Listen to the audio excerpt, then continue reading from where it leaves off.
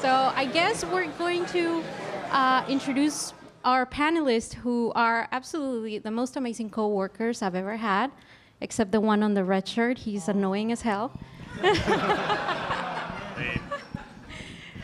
So let's begin. So I'm going to pass the mic to Matt Monfort. Sure. My name is Matt Montfort. I'm currently a producer on World of Tanks for console. For most of the product cycle for Xbox 360, I was a senior gameplay designer there. But since working on Xbox One, mostly in a producer capacity, so you can save all your hard answers for me. You might get a variation of soon, but it'll be a much longer variation. My gamer tag's WGMad if you want to get in touch with me on Xbox One. I've been in the industry for about 9 years. I started at Activision working on Guitar Hero and Tony Hawk. Came to Chicago about 5 years ago. Been with Wargaming for about as long as we've been around, so about 2 years. And I've been enjoying it ever since. It's been kind of a great game to work on because even before it was a possibility for us to work on it, I was playing it during lunches in the office while we were working on our other games. So it's been kind of a dream come true to work on a game that I legitimately enjoy. And some of my favorite features that I had to do with the game was the introduction of ribbons and kind of pioneering that feature for World of Tanks. It's something that other games within Wargaming have taken and kind of made their own. For instance, Warships, it's a huge addition for them, and Tanks is going to get it over the next few months. So it's a great kind of reward to kind of prove that what you're doing through the match is a good thing, and you can compare your achievements to other players. And I've also had a lot to do with the HUD. You can blame me for Bounce Gate, which was actually a mistake and should never have gotten into the game, which was above your player tag. If you bounced off a target, it would appear in these words, it would say bounce. And everyone thought that we decreased the penetration rate, but that wasn't actually the case. It was purely just the feedback was there for you to know that you missed and bounced off. So we reduced that feedback and made it a little bit less, or a little bit more subtle, but totally like a mistake when my producer came over and was like, "How did this get in?" And I'm like, "I have no idea." But we kind of rolled with it and made it something that I think is a little bit more informative. Thank you, Matt. And I do have to thank you because those ribbons do give me a sense of validation of that I'm doing damage, and it does help in the game a lot. So now we're going to move to Leo Flores, which, by the way, if you ever encountered him in, World of Tanks Xbox, he is a killer beast. He has the most winning rates in the whole studio, and his player count is insane, so I just don't like playing with him at all. Hi, my name is Leo Flores. I'm a game designer at Wargaming. I've been in the industry for 11 years. I started a long, long time ago at a company called Day One Studios working on a game called Megasalt 2. Over the years, I stayed there, and we eventually got acquired by Wargaming. My screen name is WG Plague. You might see me in the game from now and then or on one of the streams. What I enjoy doing most is creating a lot of custom tanks. One of the first I got to do was the T-34-88.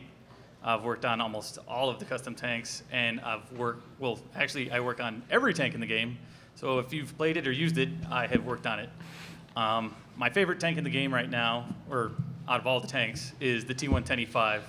I tend to like heavy tanks, and it's a very well-balanced tank that's good for scrapping close or being real selective at range. It's very agile, and I have a lot of heavy tanks, and I have a lot of tier 10s. So having an IS-7 and IS-4, T-110E3, M48, I have almost everything. So when I say the T-110E5 is good, it's a great tank. A couple things to note that are interesting is I've been in almost every single tutorial video, every single marketing video. If you've seen any of the videos where tanks are moving on screen, I've probably been part of it. And I just enjoy working at Wargaming. And yes, I was also at the fun drive a tank thing. I was hanging in the commander's hatch and watching Andy almost get run over. So. If your tank gets nerfed, it's his fault. He's the guy that tweaks all the little bit of numbers. And make them better. You're going to have people waiting for you outside, so. I know all the exits. Thanks, Leo. Now we're going to move to Richie, who's one of the most talented persons I know. Thank you. My name is Richie Burnell. I am an environment artist at Wargaming. I've been in the industry for just a little over 15 years now. I've been part of the Wargaming family for just about 2.5 years. Let's see. Like I said, I'm an environment artist, and some of my favorite contributions to the game have been just like getting the maps onto the 360 originally, getting everything in there and up and running. And outside of that, one of my other favorite contributions was getting the ball rolling on the war variant maps. Andy showed that a little earlier during his presentation. So that was one of the really cool things I felt like, what could we do on the consoles that could be unique and give the environment some personality that wasn't previously seen on the PC. So I was really happy about that one. Favorite tanks on my side, I kind of lean more towards the tank destroyers. I can't say I'm all that good at playing with them, but they are my favorites. In terms of favorite specific tank, I'd have to say the Tier 8 T-28 American. Like, I was kind of going back and forth, and then I realized that that's the one I played with the most. As for gamer tags, I'm not sure if I mentioned it. Send me an invite. My gamer tag is Richie11PM, so don't be a stranger. And in terms of fun facts or interesting info, I do still get carded for rated R movies, and I could also run the 40 in 4.4 seconds. But I'm sorry, I cannot run the 40 in 4.4 seconds, so I'm also lying. So. Thanks for the honesty there, Richie. But I am a 2-time All-American, so. And next we have Nick. A funny fact though, Nick and I used to work at another game studio, and he used to be my boss. But now I can tell him, you're not the boss of me now. And you left that company to get away from me. Oh and then yeah, I was you. like, I can't stand this guy. I'm getting the hell out of here. Hey everyone, I'm Nick Guida. I am a technical designer at Wargaming. A technical designer is a game designer that knows just enough to get themselves into trouble. I've been in the industry for 6 years. I started off working on Tony Hawk games, and then I did some design work on Man of Steel and like some mobile games. And about 2 years ago, I jumped ship over to Wargaming, and I've been living the dream ever since. My gamer tag is WGN Guida. I'm on the game all the time, maybe too much. So hop on the game, friend me, whatever. And some of the things I contributed to the game, I worked on a lot of stuff like the HUD. I worked on even the force feedback when you roll over rocks and roots on the ground, you feel like your controller shake. I did that. But some of the features I'm most happy with is the, strangely enough, the tank filter system in the garage. That might not seem like a big feature, but I think it's something that a lot of players were requesting, and it went in really quickly and went in really easily, and I think it improves everyone's experience. It used to be if you had a couple dozen tanks, you had to like scroll through your garage very slowly, you know. It's through the magic of programming. You don't have to do that anymore. I also created the Tank Attack minigame that we included in the game to keep people distracted while the game downloads. A fun fact about that is it used to be a game about killer crabs or killer crayfish attacking your tank. If you are a World of Tanks PC player, you might remember it. And that's a very special time in my life. To commemorate that, I have a plush crayfish on my desk. My favorite tank in the game is the TOG 2. It's just the best tank. It really is the best tank. It's not pretty and it's not fast, but it gets the job done. It can take a lot of punishment and it can do a lot of punishment. It's a great tank. Leo recently turned me on to the 121 Tier 10 Chinese medium tank. It's a really strong gun for that line, and I like it a lot as well. So, TOG 2 and 121, good tanks. Well, Nick provided that image that's up there, but I'm wondering what the hell happened for that tank to even get in there. I want to know, but then I don't want to know. Airdrop.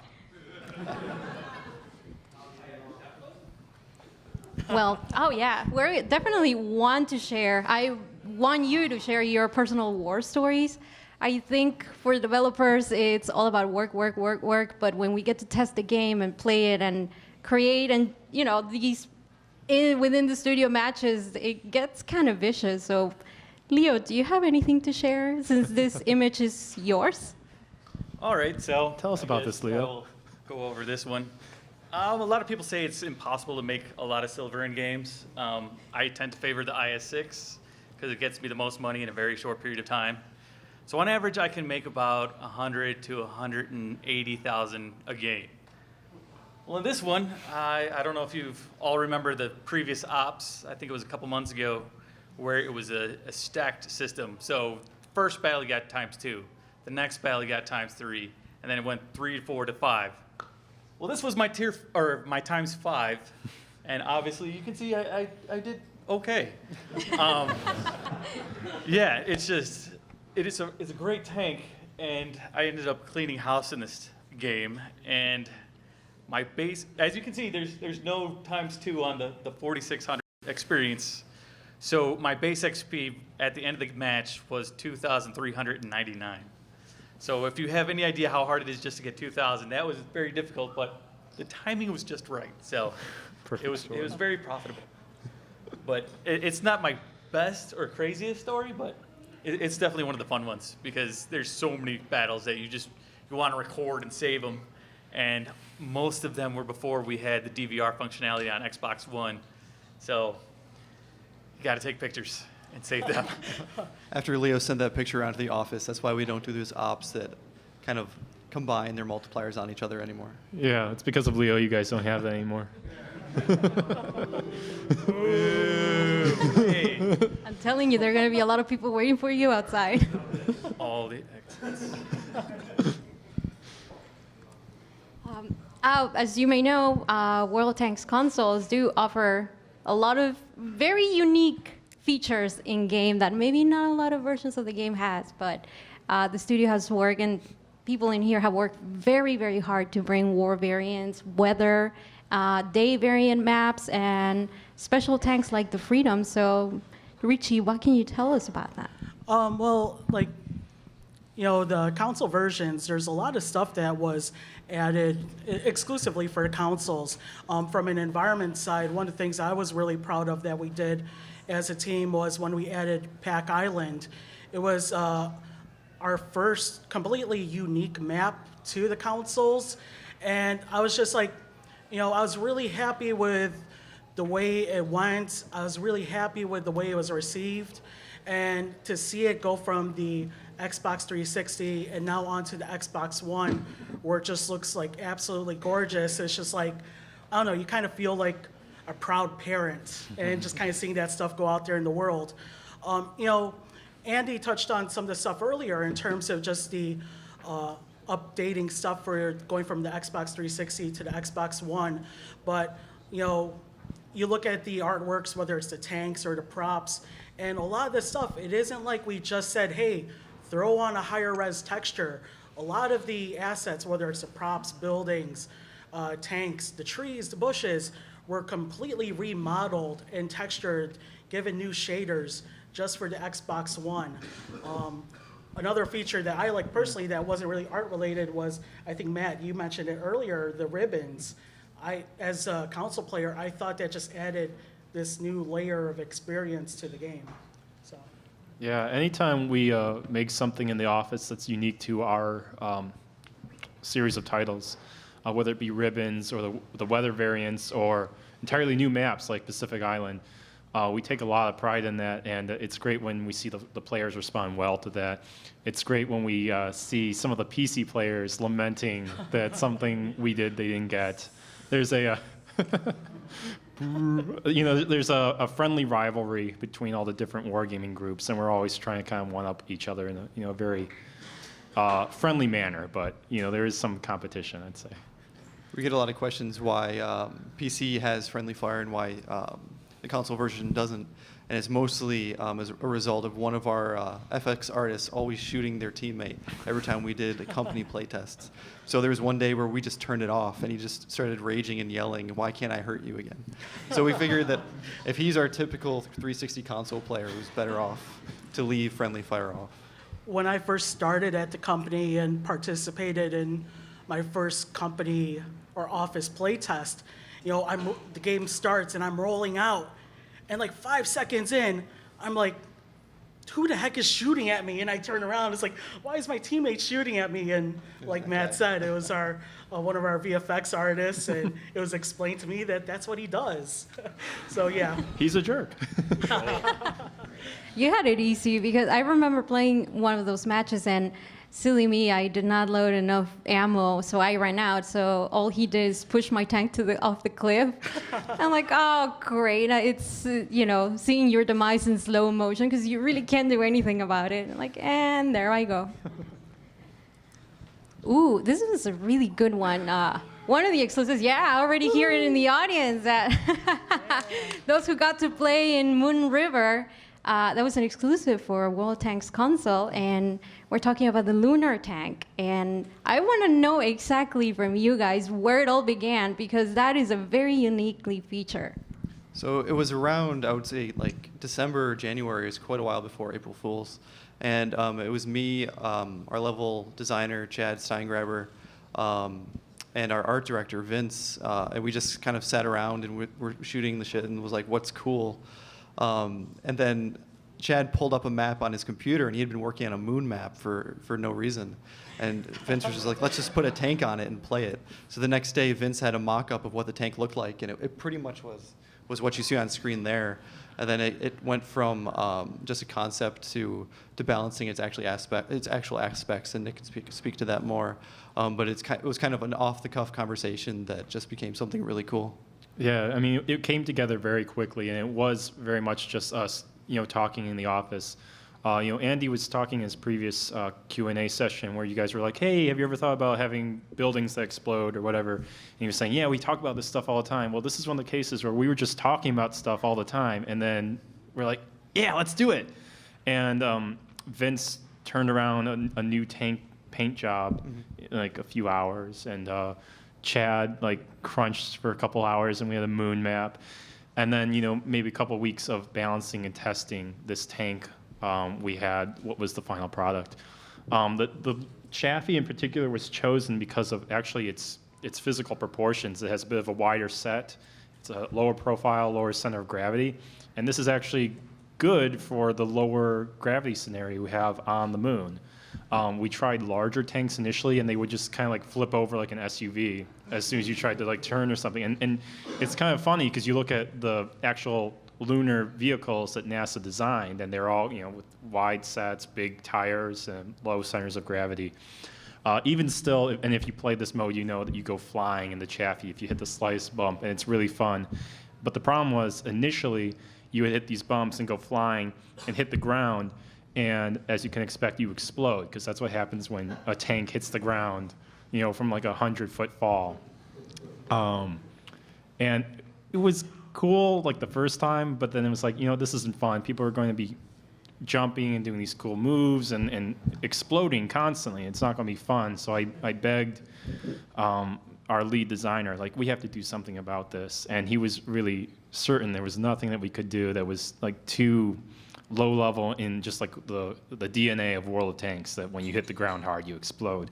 But I was persistent, and we did some digging, and we found exactly where that logic takes place, and we hacked it.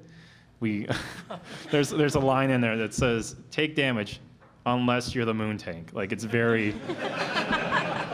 If you know anything about programming, you try to write things that are very kind of general case. You don't, if this, if this, you kind of say, very general terms. But we did the opposite of that. We were very specific. And I think the experience was better off for it. A fun fact about the Lunar is originally in our first tests, it had a 30-round clip. I think we have a photo of that? Yeah. It was pretty awesome. It was amazing, and it was a lot faster. Too fast. And before you think, oh, that sounds cool, why'd you nerf it, Leo? It was too chaotic. You would just start driving, and before you knew it, you were skating and just Tokyo drifting around a rock, and you'd start tumbling and just shooting 30 rounds. And now imagine there's 30 of these tanks all doing the same thing. It was just insane. So we toned it back a little bit, especially since this debuted on the 360, and the 360 was actually like one of them was actually melting under the pressure of trying to like process all these laser blasts and tanks flying and moon physics. So we had to pull it back a little bit. Yeah, we initially did an in-studio mock battle with the lunar tank, and it was a 30-player battle, and we were having so much fun flying through the air, but we didn't realize that the Xbox 360 was running at 8 frames per second. Yeah. So we had to tone it down. I think we ended up with 7-on-7 initially to kind of hit the sweet spot of what's still playable. Yeah. A fun fact about the Lunar, I remember hearing it from the meeting, was that the first time it launched, it was an April Fool's Day, and then it was relaunched to commemorate the moon landing. And the designers and everyone noticed that the lasers were different color, and it was because one of the engineers was like, "Oh yeah, we put green and red lasers, and we just never turned it on, but we'll turn it on for the second round." So that was really weird because it's like things don't just change on their own, right? We had initially talked about with the first lunar event was that, let's do it like Star Wars, like enemies always shoot red and you always shoot green. I think it's flipped in Star Wars, but anyway, you can tell which lasers are coming from where. And the complex thing about that is actually in World of Tanks, the type of tracers and lasers you get off of your shots is based on the shell type, and we can't. At the time, we couldn't load up like these shells belong in enemies and these shells belong in your tank, even though they're the exact same tank. But sometime between April Fools and July, one of our engineers took it upon himself and didn't tell anyone to put that feature in. So we were getting bugs from our quality assurance team saying like, the lasers are broken, they're shooting random colors, and nothing looks right. And he's forever known as the gnome laser. yeah. Adding secret content into the game. With the cool stuff that we also implemented, there's also been features that the design team has decided not to implement, and why. I would love to know what those things are. Sure, there was a mode that we were tossing around initially. Everyone liked the sheriff mode from PC, and we were throwing around the idea of giving players the possibility of becoming a sheriff. So if you killed the sheriff, now you'd be the new sheriff, and keeping that going throughout multiple matches. It's something that we've never done, and maybe we'll do at some point, but it was a really cool idea that just never made it. Another one would be deathmatch. A lot of people always say, "Oh yeah, deathmatch would be a great idea, it'd be great." Not so much in reality. In normal gameplay, everyone has the two fronts. It's either, you got the south and the north, and they eventually collide. And so you can kind of get a feel of where your shots are going to be coming from. So we always expect it from the front. Well, the problem is when you have, 30 people randomly across the map, you're getting shot from every single angle. So everyone just starts at the corners, and then they kind of work their way in, but it just depends on which way someone turned. And then you have like 6 different shots coming from different directions, and you die very quickly. And it usually, what happened was the winner tended to be the guy who just stayed in the corner, waiting for everyone to die, and then came out. So it was kind of like a destruction derby almost, where the one guy is just like, I'm not going to play until everyone's dead, and I win. And then that's pretty much how it went. So that's not going to happen. Richie, was there anything in the art that you guys wanted to do that you never got around to? Well, I mean, like, it was kind of touched on during like the previous presentation, but like, one of the things that we always try to look at going from the Xbox 360 to the Xbox One is making sure that since we do have the cross-platform play, to make sure that the two consoles play friendly with one another. So sometimes as we were doing some set dressing on the environments, we're adding in all these extra details, all these extra props, and then we realize it's like, we can't all add all of this extra stuff to the Xbox One because, you're adding it in places where it affects gameplay, and it's not there on the 360 as well. So a lot of times we had to make sure that it's like, if we're adding something on the Xbox One, it also has to play well with the physics volumes and the collision that is established on the 360. So it's a fine line. You kind of do some set dressing to make stuff look prettier, but then you also have to make sure that it plays well with the other stuff.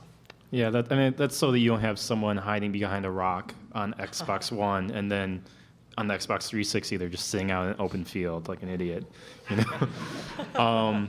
But speaking of environment, like features that got talked about but didn't go in, something that a lot of players thought about and something that we thought about a lot internally was as soon as we put in the weather system, we thought obviously, heavy rain or heavy fog or inclement, kind of driving conditions, that should affect your performance, right? It should affect your vision range. It should affect your traction.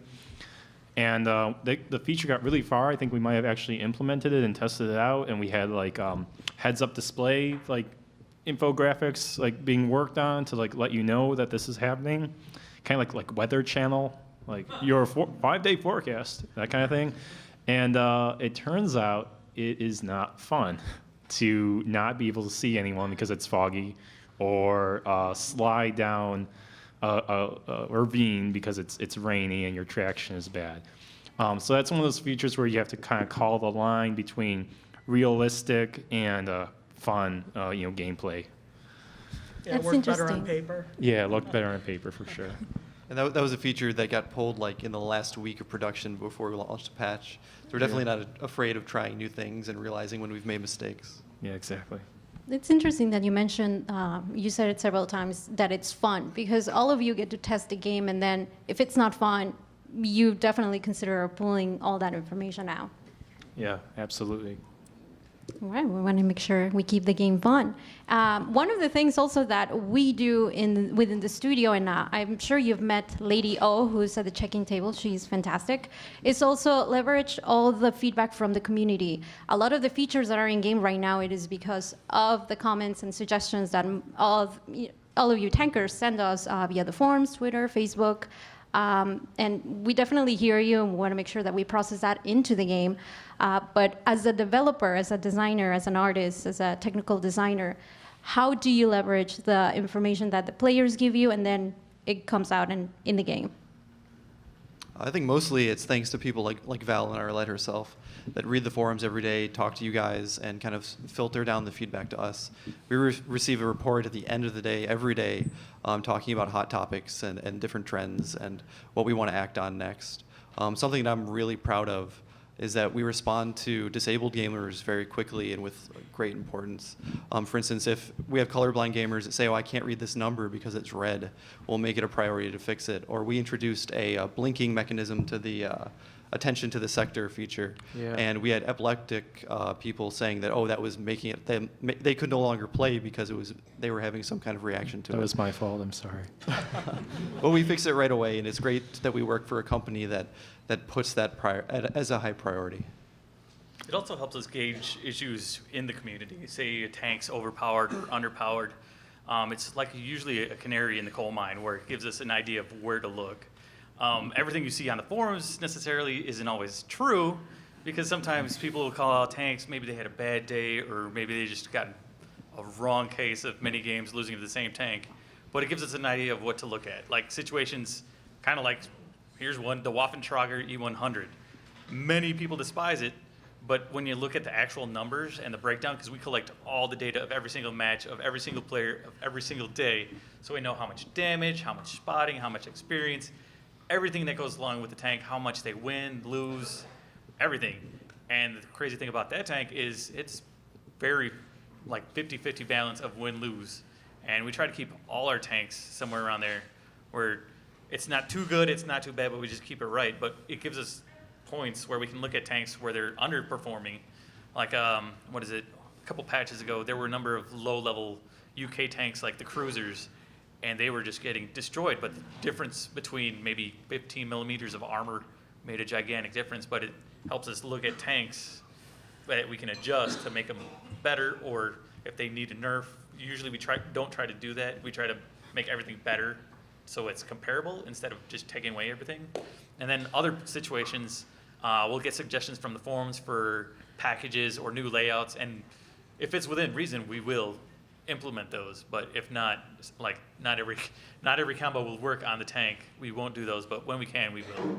So. Yeah, using like some of the data that we're able to pull in, combined with the community feedback, and on top of that, our regular updates, it's really kind of cool that we have this kind of we provide that to the fans, and that we are listening to you guys, and that we're able to kind of update and make these changes on a pretty regular basis. I remember even some things where it's just like, I think like a map like Province, where it's just like, people starting at this base seem to have an advantage just looking at the feedback, looking at the data we collected, and then we did some internal play testing. It's like, well, what if we do something as simple as shifting the base location or the capture point, and doing like little details like that, and listening to the feedback was enough to kind of balance out the map again. And it's just like, okay, cool, the map is fun again. Yeah, I'll say it since our friend Chad, the level designer, isn't here. A lot of you may notice that between matches or updates that your spawn points will be constantly moving around. And that's usually him just trying to adjust the maps to meet the optimal 50-50 balance for the game. I don't know if any of you remember, Malinovka Assault. It used to be very horrible. And I liked the map even then, but it was very horrible. The balance was something like, I want to say 70-30. So the defenders usually had the huge advantage. And over time, he eventually got it down to pretty much 49-51, or just around 50-50. And so after a number of iterations, he can look at the heat maps, for people's complaints or where they say they're dying a lot, look at the map and then adjust it ever so slightly and then eventually improve upon it. Yeah. I mean, I don't know if you guys realize just like how much data we're collecting on you. I mean, we are watching you. I mean, we have just mountains of information about like, well, this person shot this person and they died, and then like just maps of like every kill overlaid, and it kind of like creates this Picasso like piece of art that can tell us like, oh well, we should move the starting base like 50 meters to the left, and then all of a sudden the map is balanced. It's crazy. We know like how long you're hanging out in the options menu before you click on something. I probably shouldn't mention this, but there is a limit on how many unassigned crews you can have. You know, if you reassign a crew, it kicks the other crew out and they're unassigned. There's a limit on there, obviously. But it's a huge number. I won't say what that number is, but it's a huge number. And there are 3 people out there that have hit that number. I don't know what they're doing. They're just sitting there all day, every day, assigning and reassigning crews.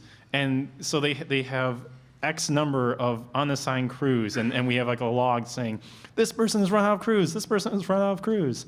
So we are paying attention, and when we watch the forums like pretty much every day, we have people like Arlette just trolling the forums all the time. Yep. And I mean, your comments are invaluable. They are extremely valuable to our team, and sometimes direct forum posts will go into like our bug and feature logging tool. They'll be like, Spicy Cat 299 thinks there should be a rear view camera. You know, it's just like we are absolutely listening to you, and you're never falling on deaf ears. You guys are like Santa Claus. They know But when we're you're also watching sleeping and they know when you're awake. So that's kind of scary. I was thinking more like Big Brother. So. Yeah, no, we're like a friendly Santa Claus, Big Brother, watching you. So you're breaking into people's houses in the middle of the night and steal their food? Yeah. Well, thank you so much, guys. It's been a wonderful presentation. I think we're going to open the floor for questions, and I already see hands up in the air. So, gentlemen with the gray shirt closer to us. So your question, and correct me if I'm wrong, is how the matchmaker decides how to put people together, and if we modify it or if we just go with what's there. Oh no, we totally look at it in passes. Every release, we get reports of tanks that should be ranked higher or lower. It's based off battle tier, just like PC is, but we kind of truncated. I think we took out battle tier 11 and 12. Yeah, 11 and 12 is gone. So that it's just based from 1 to 10. Leo can speak to some modifications we made specifically. So for the matchmaker, we've done a number of adjustments between the PC. So normally what would happen is when you buy a tank, you usually have one match where you're the top tier tank. And so that's to try and help people get a start on their new match or their new tank and start getting used to it. Well, what we've done since then is we've increased the number of initial battles where you will be that top tier tank. So we have a better chance of actually winning and do well in those matches as opposed to just getting thrown out and being the bottom guy in the bottom tier. But as far as matchmaker is concerned, each tank has their own little weighting system. So it depends on the tank class, the size of the gun, their health, And so we don't try to go too crazy with it. Like we try to monitor it all the time because there's so many permutations with inside of it that tries to make hundreds of people and try to get you into the best optimized match. Because not only is it matching your tanks between the tiers for your battle, but it's trying to figure out what map to choose, what maps have most of the players played recently, and it's just trying to work that all in and then smash it to get you somewhere. Actually, we still are looking at something like that, but the main thing to think is we try to keep the whole population, not so just you particular, but just the whole population to keep around 50-50. We just try to keep everything fair and balanced. Like we don't want too many people getting like 60% win rate or too low of 40%. So we try to keep everything balanced in a way to keep everyone together. Because the way it works out is you always want to feel really good about your game. So you need someone to shoot at. So you don't want to be like, he's a pro player. And so it gets a little complicated, but we are looking into that. It's just difficult to find the data, well, not data, to store the data of their skill, then throw that into the already insanely complex matchmaker, and then try to get that all working. But We have tried to decrease the kind of combination of fail platoons as well. Yes. Like we've constrained it so that you can't bring in a T1 in a tier 10 battle, for instance. So we're trying to bring everybody up to a more even level playing field, but as stuff as like, if you've lost 3 matches in a row, maybe we give you preferential matchmaking after the fact. That's stuff that we want to do but haven't done yet. Yeah, there's definitely measures in place that are currently there. Stuff like for your first 20 matches, like you're a brand new player, for your first 20 matches, you only matchmake with other new players in kind of like a 7-on-7 scenario. We are looking at additional measures to not just make the matchmaker kind of fix the things, but also remedy the situation at the start by improving new players' knowledge of the game and how to play. So kind of instead of treating the symptom, like actually heal the disease. So that's something we're looking at a lot right now, for sure. Gentleman, right in between the the one that's like me, yes. Just to It's- repeat the question, it was whether or not the weather changes would make it to PC. And it's kind of been a friendly rivalry between us and them. I've been to some of the conventions and talked to their developers, and they're like, "Oh, you guys got it out before we did," which is something we're proud of, but we want them to get it too. So it's something they are working on. It's up to them when it comes out. And again, I mean, like to hit on what Andy talked about before, we do have an advantage. We know exactly what hardware our end user is using. We can cater to that much easier.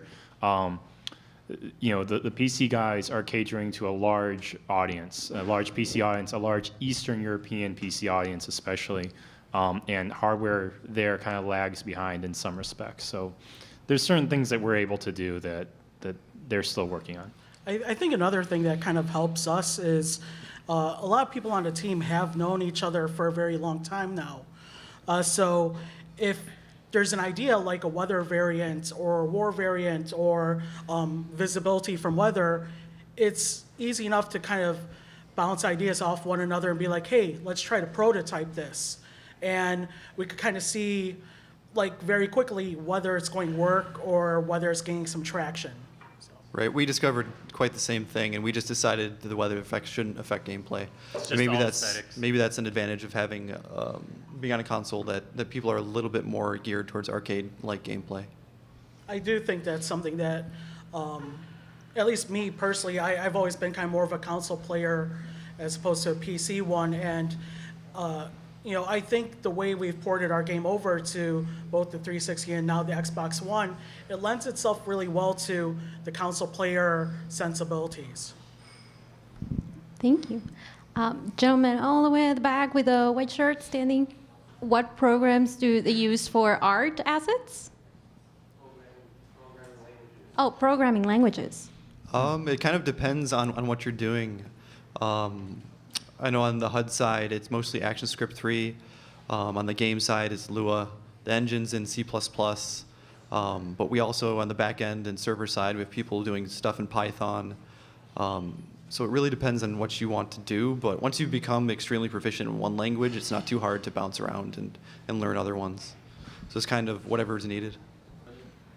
So the question was, either cross-play between PC and Xbox or transferring your account from PC to Xbox. Correct? And it comes down to our game is kind of its own beast. Our economy is very different, our balance is very different, so we didn't want to give an advantage to people coming either from the console to PC or from PC to console. So we kind of wanted the freedom to continue doing what we thought was best for our game. So it just comes down to making it the most fair for our existing players on the 360. So probably not going to happen in the future. It's something we've discussed, but it's unlikely. Also, I know your pain. I have a number of tier 10s on PC, and I had to get them all again. Yeah, totally. The question was whether or not we'd be adding a custom game type, like custom matches. And we have something already called team training, which we added, like 3-4 months ago. And you can take your friends into a battle and just kind of fart around and explore the map. Oh, customize your maps. Low gravity or whatever, like crazy stuff. Well, not really, not yet. Yeah, it's a lot harder to do because everything is run off the server. So if it doesn't have that data right now, it's a lot of work to get that data inside of the server. So it's all, you get certain choices, but right now we don't have the ability to do any of that yet. It's a good idea, though. Leo, you want to take this one? all I right. think you got this. Part of it's game, so it's just more gaming aspect. A lot of it has to do with history, actually. We have a lot of great tank historians who go around the world and get data on tanks, figure out how thick the armor is at certain sections, the angle of the armor. Then they take a lot of the data from the ballistics. That's one of the things that is kind of crazy but amazing at the same time. Our company was founded by very smart people who were actual scientists, nuclear engineers, physicists. The math is insane that is involved in this game. So you may look at the models of the tanks and you're like, oh, that's really pretty. But the thing is, when you look inside of the tanks, there's actual bounding volumes and physics volumes of where the tank commander would sit, the radio man, you have the engine positions, everything inside of the tank is actually there. So it's all calculated based on the actual physics of a shell flying through the air, the shell normalization.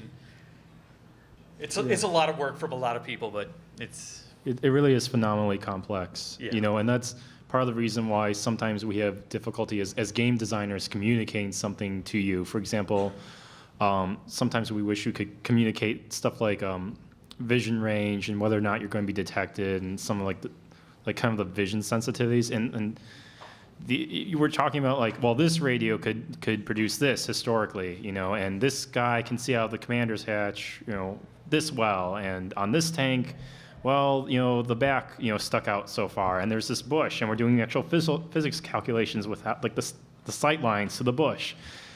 So if it ever seems like we're having trouble communicating something to you, it's because of just how complex and how rooted in like physical interaction the game actually is. We have a tool that you can kind of throw shells at tanks, and all the values are in real millimeters to see what the results are. Yeah. So that really helps us balance them. I'm glad I'm not in your position. I'm dyslexic. I can't math. There's no way. Gentleman up here. So the question was, you like the PC Garage and how it's clickable, and whether or not we can bring a armor viewer or something along those lines to either the PC or 360. It's something that's been on our list to do for a very, very long time, and it's just come down to kind of priorities. We concentrated so hard on the Xbox One that feature just kept on being pushed off and pushed off. But we're not taking it off the list of stuff we want to do. So the answer is soon, but unknown. Yeah, it's still on the list because that's one of the things I put in there a long time ago. Is because for me, I started on PC and I played forever and ever. I learned everything about every tank. And then when we actually got acquired, I started working on every tank. So I know the balancing on every tank. I know the weaknesses. Like I can look at a distance, see that outline of a tank, and know exactly what it is without even seeing the name of it. But the thing is, most people do not remember these things, or they haven't played enough to know them. So what we wanted to do is just get an armor viewer, so where you can just take a look at a tank and get an idea of where to aim. Like, where's the armor the weakest? What weak points are there? Like, is there a gun port or the commander's hatch? Or is there a fuel tank or an ammo rack right behind this certain specific piece of armor? So we want to try and teach players more without getting overly complicated where they're just lost and just look at a bunch of numbers and just eyes glaze over. So we're trying to bring more features like that where players can understand more about the game, and then, yeah, so they can try to get a little better. Oh, what about the German destroyer? The new German tank destroyer. What's North America getting? when is North America getting it? And It'll Leo's be a answer was a while. smile. It'll be a while. Oh, this is, or I'll let you repeat that, and then I'll answer. I can't repeat it now because now I'm looking at Okay. you. A lot of it had to do was, what do we think about like nerfing things like Artie, and is there a point where we've gone too far, or do we keep going away from historical accuracy? I have to say, in regards to Artie's, it's definitely not historically accurate. For just to start, we try to keep it so at least it's enjoyable and fun to actually play. And along those lines, where everyone keeps repeating nerf Artie, nerf Artie, nerf Artie, I just tell you spend some time in Artie, because I have a number of high-tiered Arties, and it takes a while to hit a tank. I'm sorry. Because it could take, I don't know, I want to say like 10 seconds just to get the aim right. And if that tank moved any time between then, you're out of luck. And I want to say the majority of time it's going to be a miss. And then you have to wait another 45 seconds to reload and repeat this over and over. So for the people who always scream nerf Artie, they get the one random shot where they get destroyed in one hit or get really hit hard. But it's not that common. So I want to say Artie it's a tough thing to play. So yeah. I do believe there's a fair element of psychology to it, just like kind of a psychological factor. Yeah. That how sudden it is that you just explode. But I mean, if you have sixth sense and you're in a field and you haven't moved recently and you see that there's Arties on the other team and then you explode and you feel like the game is unfair, maybe. Yeah. And when we brought World of Tanks to console, there was a discussion whether or not we should include artillery at all. And it came down to yes, we should. There's a core set of our players that's the only thing they do and they enjoy it, so they should continue to enjoy it.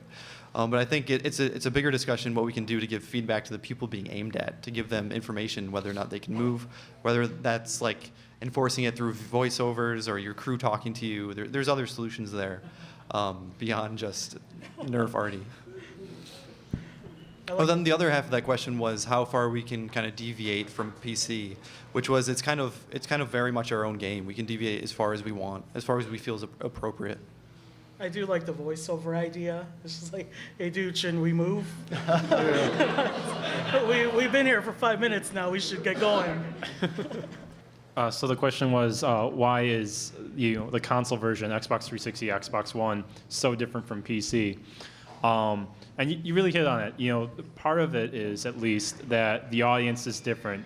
PC audience has a different expectation, a set of kind of ideas in their head about how a game is going to play than a console audience has. But there's also a physical element to this as well. A PC player is usually sitting, a foot and a half from their screen or 2 feet from their screen. A console player is, on the couch generally, 10 feet from the screen. And that affects a lot of stuff as well. I mean, in terms of like the heads-up display, we have to make things bigger and use less text. We don't have a cursor that you can mouse over things and get hints, But I think the expectation thing really plays into a lot about why our game tends to be a little bit more arcadey, because console games tend to be a little bit more run and gun. We don't want to go that direction at all, like entirely, because it's World of Tanks. It's not a run and gun Rambo type of experience. But we do, tilt just a little bit more that way, Yeah. Sorry. Okay. Even on the art side, there's just like little things that, what are certain console sensibilities that we could add to the experience, and like something as simple as the visual effects.